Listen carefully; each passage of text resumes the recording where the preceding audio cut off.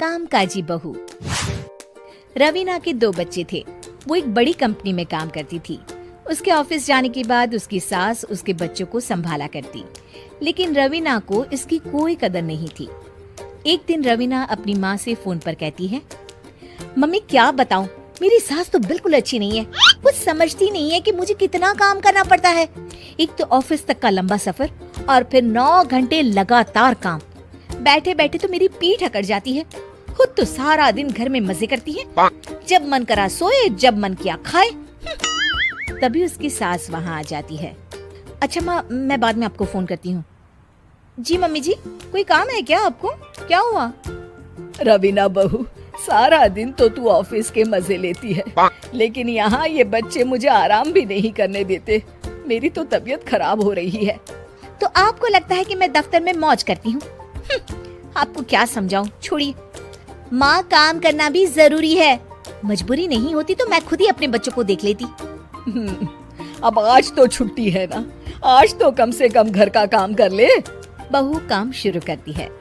बच्चे के साथ काम करना उसके लिए असंभव हो जाता है। वो जाकर बच्चा सास को देती है और कहती है, मम्मी जी जरा बच्चा तो पकड़ लीजिए, मैं घर का काम कैसे करूं? जैसे मैं करती हूँ रोज बच्चे के साथ। तुझे बताऊं तो तू सोचती है कि कोई बड़ा काम तो है नहीं, बच्चा तो सोता रहता है। अब देख लिया। खैर, बस मैं यही तुझे समझाना चाहती थी। ला, बच्चा मुझे दे और काम कर। बहू मुंह बनाकर वहाँ से चली जाती है। वो मन में सोचती है, बात तो सही है, बच्चे के साथ घर का काम करना असंभव है। वो किसी तरह काम करती है और अगले दिन ऑफिस के लिए निकल जाती है।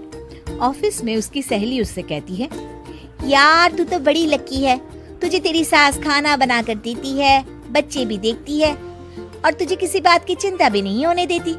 अरे क्या लकी, बदले में मैं उन्हें पूरी कमाई जो दे देती हूँ और अपने बच्चे से दूर रहती हूँ वो अलग।